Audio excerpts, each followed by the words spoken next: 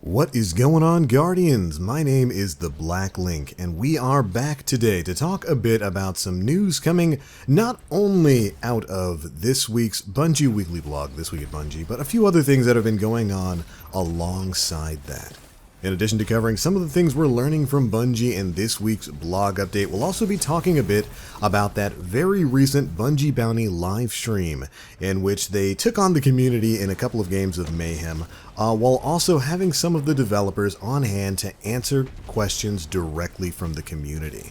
It went about as well as you can expect for the Destiny community. There was plenty of salt, but there were a couple of really good questions that were asked that I really wanted to make a video on.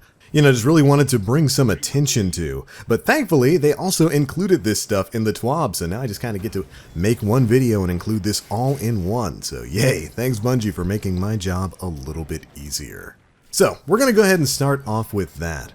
During that live stream, Community Manager Deej sat down with Sandbox Design Lead Josh Hamrick and Senior Crucible Designer Kevin Yanes, and to my surprise, there were actually quite a few gems in there. Now, it didn't all seem like, easy softball scripted questions. A few of them were really relevant to the conversations we've been having as a community, certainly in the past few weeks since 1.1.4 came live. So, let's go ahead and get into it.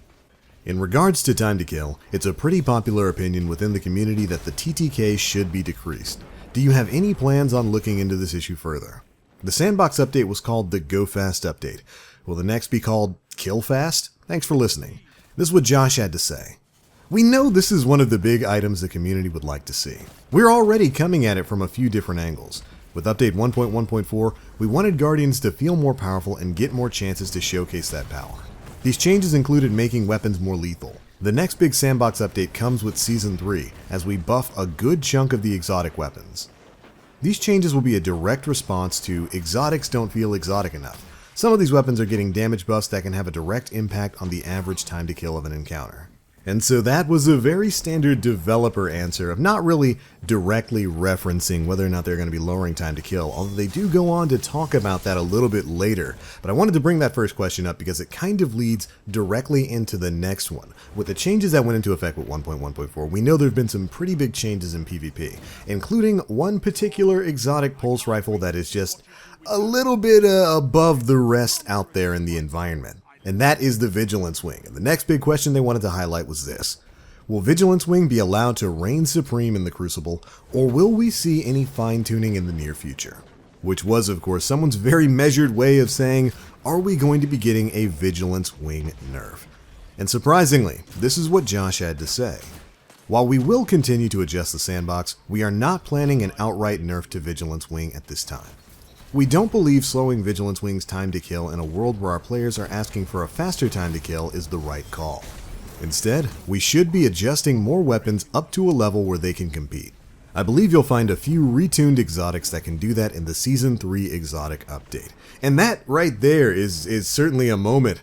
It's almost sad to say this is worthy of applause, but it is kind of worthy of applause. I'm very happy to see that they've taken the community feedback about how Vigilance Wing feels right now. If you don't know, it's got a very fast optimal time to kill now. If you can land 2 perfect precision bursts, that is 10 headshots, then you can actually kill in 2 bursts, which is about 0.83 seconds. It's one of, if not the fastest primary weapon time to kill in the game. And it feels marvelous. I've been making the argument that they should really bring everything up to that level, which would take us kind of similar to where we were in terms of optimal times to kill in Destiny 1.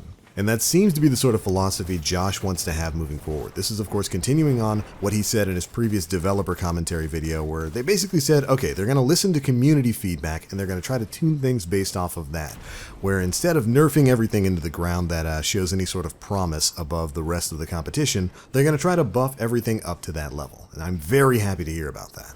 Someone then went on to ask about whether or not we're going to be getting streams for Expansion 2 and Season 3, and Deej basically answered that they will be back on stream later this month to talk about the next content updates for Destiny 2. This kind of ties in with some of the things we've been talking about here on the channel. Of course, I had that video a couple of days ago come out saying, hey, all the rumors are saying that May 8th is when Season 3 is going to start, and we know that Season 3 is supposed to coincide with the next DLC. Does that mean the DLC is dropping on May 8th? We don't really know that yet, but if it is, Their advertising period for that is, I'm looking at the watch on my arm right now. They're kind of running out of time for that, so we should be hearing about the next expansion soon. And I'm glad that Deej is kind of confirming it here that they will be going live later this month. There are a couple of other questions in there about design philosophy and whatnot, but the last really big one that I kind of wanted to put a spotlight on was directly referencing a change to weapon slots. Here's what was asked. I really wish Destiny 2's weapon system returned to primary, special, and heavy. It was better that way. Is my wish reasonable? Kind of a pointed question, but Josh took it on to my surprise. Yes, I think that's a reasonable request. I think ultimately, though, we want to do something better.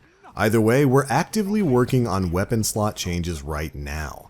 I can't talk about that right now. There are a lot of parts coming together. That being said, I'd be happy to talk about it this summer. We can definitely get back together and have a real chat about where we're taking it. Then they go on to confirm that there's going to be some updates and whatnot coming in the summer and that they want to change their Destiny 2 development roadmap to reflect what's going to be coming in the future. Now, I thought that was really interesting because they directly tackled the topic, at least partially, of a changing weapon slot. They said, yeah, it's perfectly reasonable to want to go back to the primary, secondary, heavy system from Destiny 1, which I do believe is superior to the dual primary system in Destiny 2. And while they didn't say that they were doing that, they did say that they're working on something and they want it to be an even better system than what we have in Destiny 1 right now. And the reason why I think that's interesting is because they reference making some changes later on in the summer.